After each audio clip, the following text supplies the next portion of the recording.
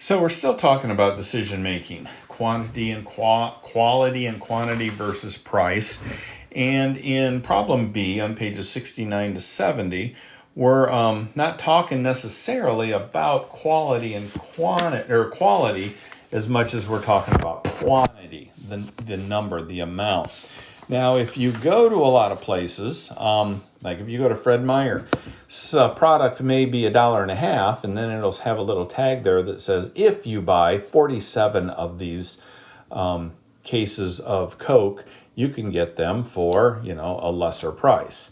So obviously Coke is not $1.50, but if you buy quantities, you can get it cheaper. Now, I've seen it where Coke has been $13 for a 12-pack, which is absolutely ridiculous, and it'll say, buy 2, get 3 free.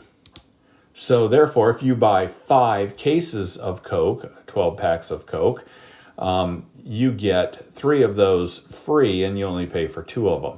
So the cost goes down when you buy a large quantity. The same is true at Home Depot when you buy a lot of product. If you buy a lot of 2x4s or a lot of plywood, or in this case, a lot of bricks. So for example, in this particular one, on page 69, 1 brick is 16 cents. Over here, 400 bricks is $49. So you can get the bricks for a cheaper price if you buy a large quantity. So in this particular one, bricks on a pallet are $49 for 400. That ends up being just a hair over 12 cents a brick.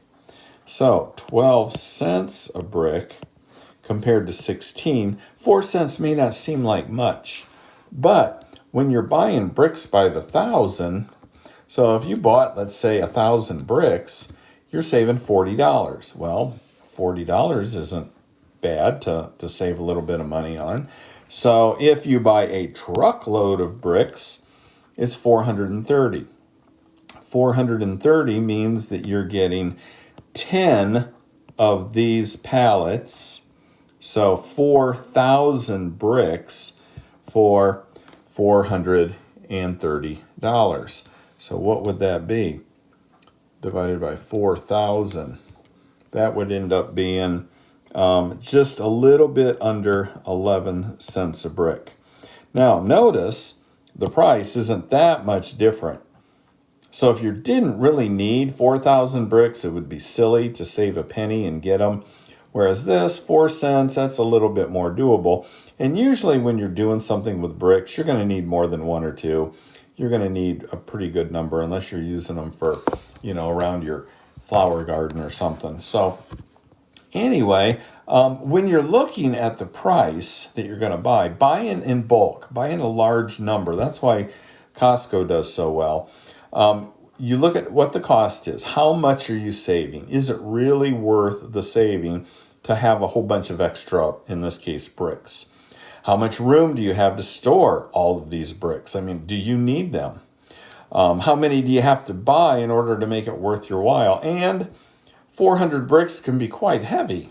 And it depends on whether you've got a manly man truck or just a little tiny Ford Ranger, and whether or not you can haul all those bricks home. So something to consider. If you look at the bottom of page 69, we have another table. And that table gives you some blanks there for you to fill out and answer questions on the bricks here that you're going to buy. And if you jump over to page 70, we're going to continue on and answer some questions there. So not real terrible, but some questions to make you think on whether it's better to buy a few bricks or a large quantity for the amount of money you're going to save. So that's it for this lesson.